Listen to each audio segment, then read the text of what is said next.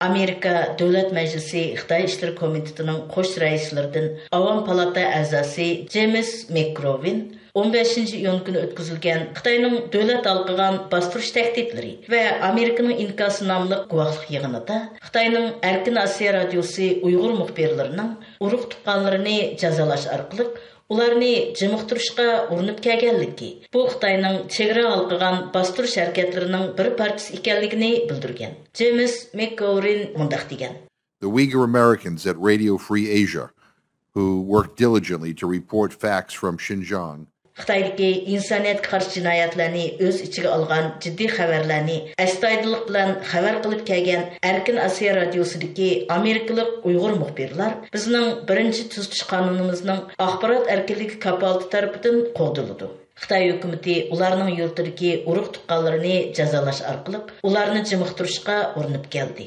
Gulchehra Xo'ja 2018-yili komitetimizga uning 20 dan ortiq uruq-tuqqanlarining g'oyib bo'lganligiga guvohlik bergan. Ularning albatta Xitoy doiralarining boshqarishidagi Xinjiangdagi qayta tarbiyalash lagerlariga qamalganligi ma'lum.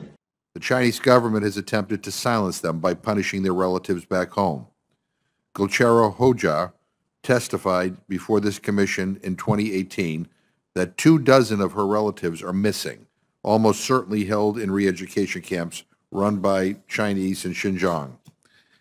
The Chinese government tries to deflect criticism of its human rights record by claiming that it has a sovereign right to do what it wants within its borders. McGovin yana Xitoyning kishilik huquq xotirasiga qaratilgan tanqidlardan garchi igilik huquqni bahona qilib o'zini qochirsa-mu, biroq Amerikaliklarning kishilik huquqiga tahdid selishda igilik huquq prinsiplarini bir chetga qayirib qo'yganligini bildirgan. Mazkur guvohlik yig'ini Amerika Dölet Mejlisi Xitoy Ishleri Komitetining qo'sh raislaridan Kengash palata a'zosi Jeff Merkley bilan Avam palata a'zosi James McGoverning riyosatchiligida o'tkazilgan.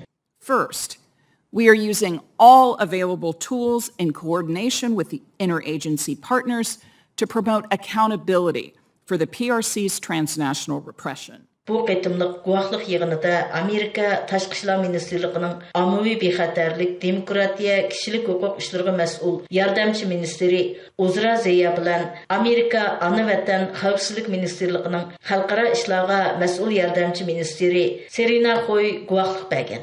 Azraziya Amerika Tashqi ishlar ministrligining Ana vatan xavfsizligi ministrligi, Adliya ministrligi, federal tekshirish idorasi qatorliq o'rinlar bilan zich hamkorlashib, fuqarolarni Xitoyning parakandichiligi va tahdididan Qo'ghdashga yordam berayotganligini aytgan. Second, we are curbing the PRC's ability to perpetrate these abuses by engaging third countries that may be implicated, willingly or not, in the PRC's transnational repression, as well as international law enforcement agencies and the private sector.